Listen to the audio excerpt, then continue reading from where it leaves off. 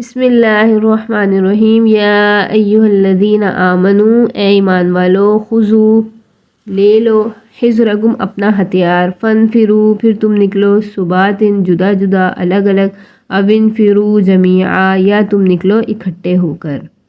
وَإِنَّ مِنکم لَمَن لَیُبَطِّئَنَّ اور بے شک تم میں سے بعض ایسے لوگ ہیں جو دیر لگائیں گے، یعنی جہاد میں نکلنے کے لیے دیر کریں گے۔ فَإِنْ أَصَابَتْكُمْ مُصِیبَةٌ پھر اگر تم کو کوئی مصیبت، کوئی حادثہ پیش آئے گا، قَالَا تو کہیں گے قَدْ أَنْعَمَ اللَّهُ عَلَيَّ تحقیق اللہ کا فضل ہو گیا ہم پر، إِذْ لَمْ أَكُنْ مَعَهُمْ شَہِیدًا کہ ہم إِذْ لَمْ أَكُنْ کہ نہیں تھے ہم معہم ان کے ساتھ شریک، یعنی ہم جہاد میں ان کے ساتھ نہیں تھے اور ہم بچ گئے۔ وَلَئِنْ أَصَابَكُمْ فَضْلٌ مِّنَ اللَّهِ اور اگر پہنچے تم کو اللہ کا فضل، لَيَقُولَنَّ تو وہ ضرور کہیں گے كَأَن لَّمْ تَكُن بَيْنَكُمْ وَبَيْنَهُ مَوَدَّةٌ گویا کہ نہ تھی تمہارے درمیان اور ان کے درمیان دوستی، یا لیتنی اے کاش کہ کنتو ہوتا معہم میں بھی، ہم بھی ان کے ساتھ ہوتے، فَأَفُوزَ فَوْزًا عَظِیمًا تو بڑی کامیابی پاتے، بڑا ثواب ملتا۔ فَلْيُقَاتِلْ فِي سَبِيلِ اللَّهِ پس چاہیے کہ قتال کیا جائے اللہ کے راستے میں، الذین یشرون الحیات الدنیا بالآخرہ ان لوگوں سے جو بیچتے ہیں دنیا کی زندگی کو آخرت کے بدلے۔ وَمَن یقاتل فی سبیل اللہ اور جو کوئی قتال کرے اللہ کے راستے میں، فیقتل پھر وہ شہید ہو جائے، قتل کر دیا جائے، او یغلب یا غالب ہو جائے، فتح حاصل ہو جائے، فسوف نؤتیہ اجرا عظیما تو ان قریب ہم عطا کریں گے اس کو بڑا ثواب۔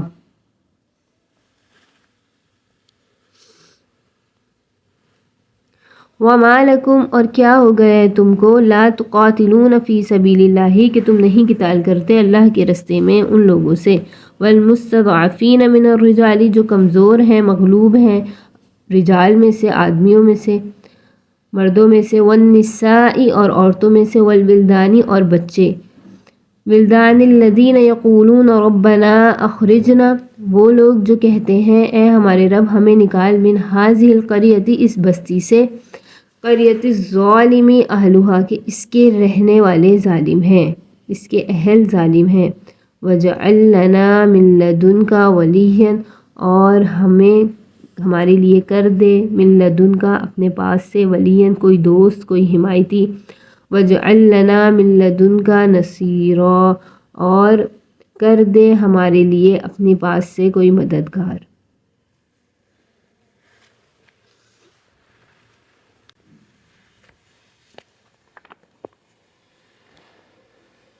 اس آیت میں دشمن کے ساتھ دفاع کرنا، دشمن کے دفاع اور جہاد کی تیاری کا حکم ہے۔ اے ایمان والو تم لے لو اپنا ہتھیار اور تم الگ الگ نکلو یا اکٹھے نکلو جہاد کے لیے۔ اس آیت سے جہاد کا حکم ذکر ہے۔ اس سے پہلی آیت میں یہ تھا کہ جو اللہ اور اس کے رسول کی فرمانبرداری کرے گا اس کو انبیاء، صدیقین، شہداء، صالحین ان کی معیت حاصل ہوگی،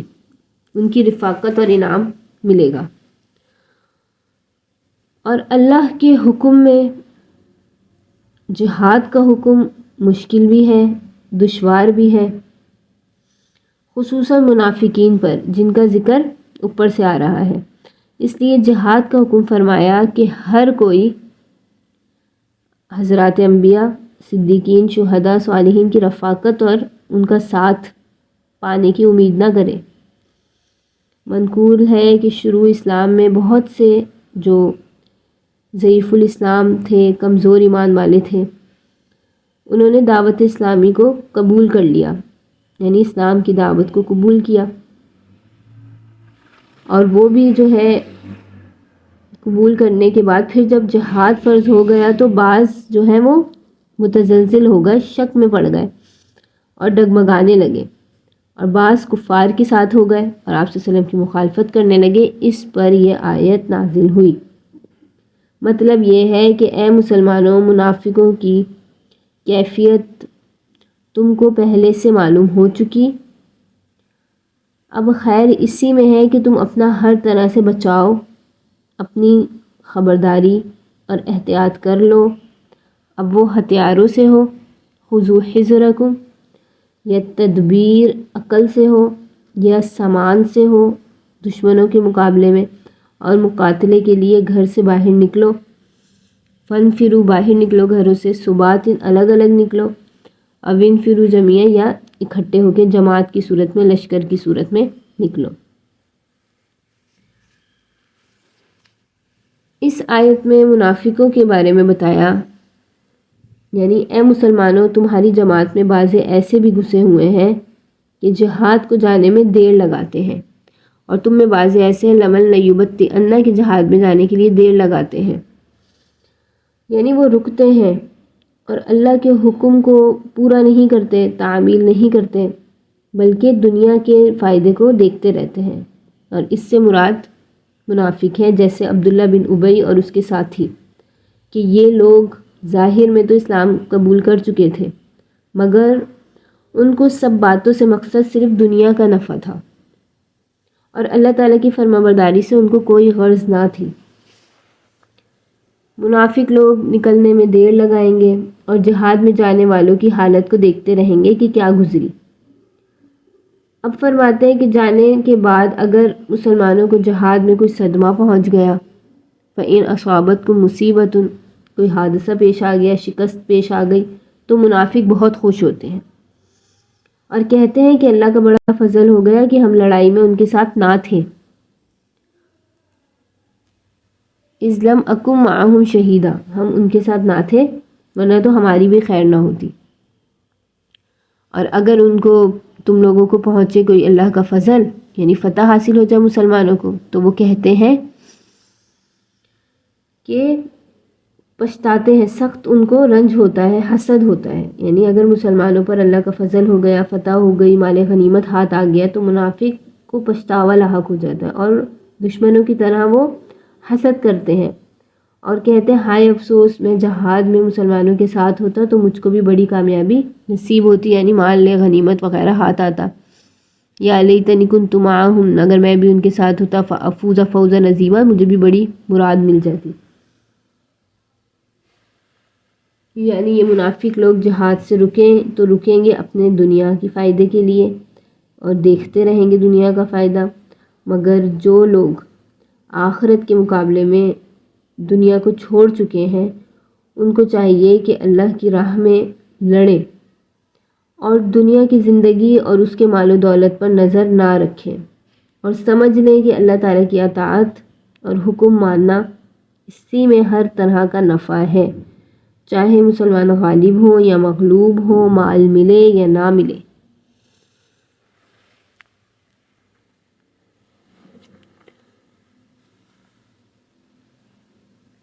اسی کو اس آیت میں بیان کیا گیا کہ اللہ کے راستے میں لڑتے رہو، اور جو لوگ دنیا کو خرید لیتے ہیں، دنیا کے زندگی کو صرف چاہتے ہیں، اور جو لوگ اللہ کے راستے میں لڑتے ہیں پھر وہ شہید ہو جاتے ہیں، یا وہ اللہ کے راستے میں لڑتے ہیں، شہید ہو جاتے ہیں، قتل کر دیے جاتے ہیں یا غالب آ جاتے ہیں، تو ہم عنقریب ان کو دگنا اجر دیں گے۔ یعنی ہر حالت میں اللہ کی فرمانبرداری، اللہ کے حکم کو ماننا اور جہاد کے لیے نکلنا ضروری ہے۔ وَمَا لَكُمْ لَا تُقَاتِلُونَ فِي سَبِيلِ اللَّهِ، اور تمہیں کیا ہو گیا کہ اللہ کے راہ میں نہیں نکلتے، اور کمزور لوگ ہیں، مردوں میں سے عورتیں اور بچے، اور جو اس طرح کہتے ہیں اے رب ہمیں اس بستی سے نکال کہ یہاں کے رہنے والے ظالم ہیں، اور ہمارے لیے بنا اپنے پاس سے کوئی حمایتی، اور ہمارے لیے بنا اپنے پاس سے کوئی مددگار۔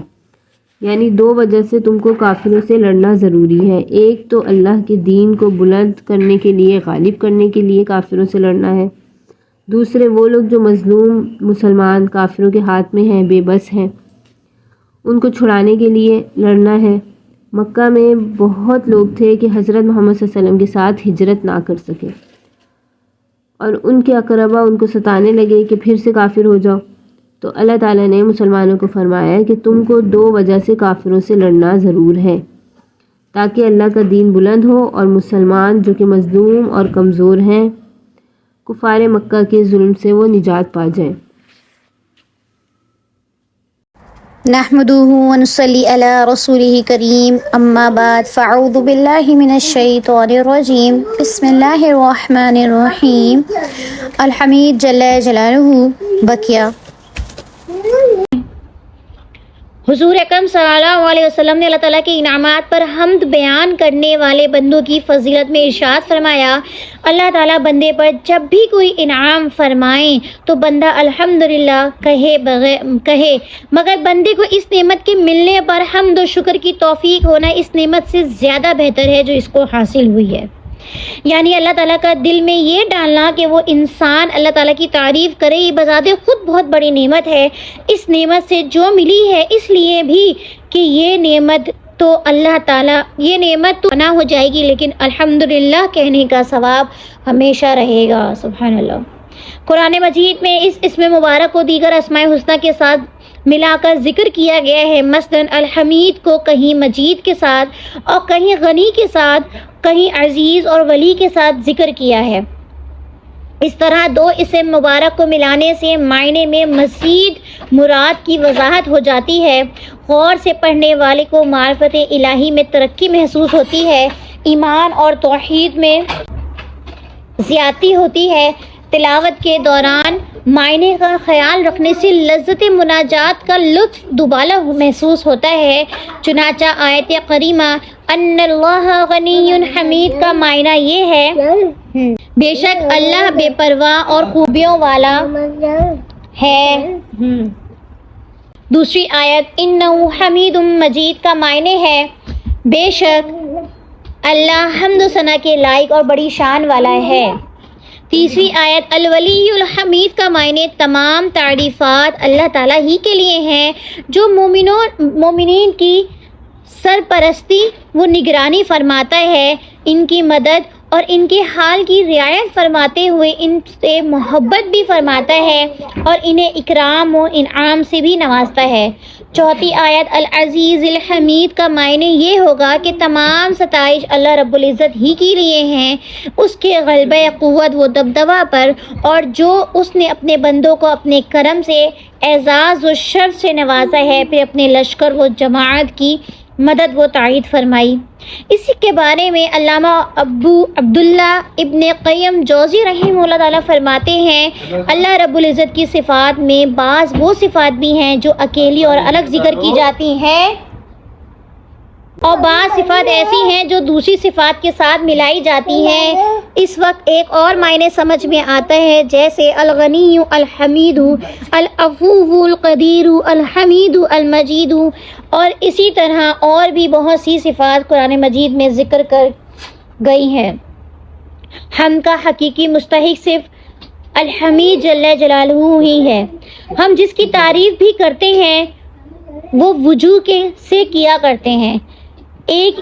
جو اس تک ہی محدود ہو اور ہمیں اس کے فضل و کمال کا کوئی فائدہ حاصل نہ ہوتا ہو، دوسرے یہ کہ وہ ہمارا محسن ہو اور ہم اعتراف نعمت کے جذبے سے سرشار ہو کر اس کی خوبیاں بیان کریں۔ اللہ تعالیٰ کی تعریف ان دو حیثیتوں سے ہے، یہ ہماری قدر شناسی کا تقاضا بھی ہے اور احسان شناسی کا بھی، کہ ہم اس کی تعریف میں رطب اللسان ہوں، اور بات صرف اتنی نہیں کہ تعریف اللہ تعالیٰ کے لیے ہے، بلکہ صحیح یہ ہے کہ تعریف صرف اور صرف اللہ تعالیٰ ہی کے لیے ہے۔ یہ بات کہہ کر ایک بڑی حقیقت سے پردہ اٹھایا گیا ہے، اور وہ حقیقت ایسی ہے کہ جس کی پہلی ہی ضرب سے مخلوق پرستی کی جڑ کٹ جاتی ہے۔ کیا بات ہے! ہم تو کھانا ہی بناتے ہیں تو ہم چاہتے ہیں کہ ہماری تعریف کی جائے۔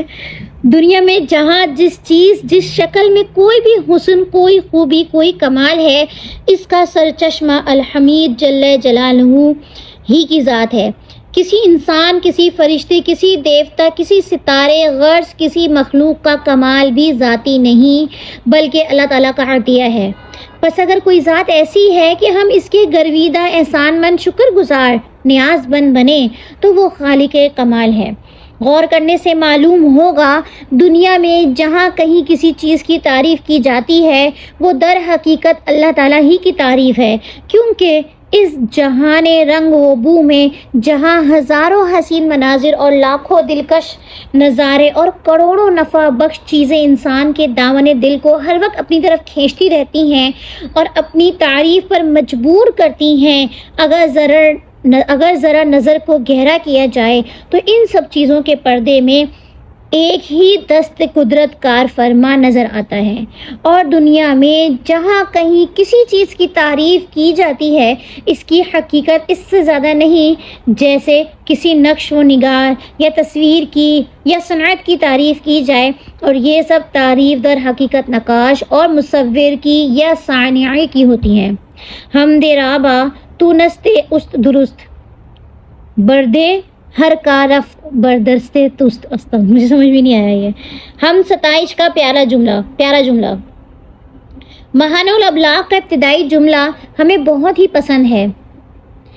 کیا پیارا جملہ ہے، آپ بھی اس کو یاد کر لیجئے اور خط و کتابت کی شروع میں مناسب سمجھیں تو اس کو لکھ لیا کریں۔ حمد و ستائش اس ذات کے لیے ہے جس نے اس کارخانہ عالم کو وجود بخشا، اور درود و سلام اس کے آخری پیغمبر پر جنہوں نے دنیا میں حق کا بول بالا کیا۔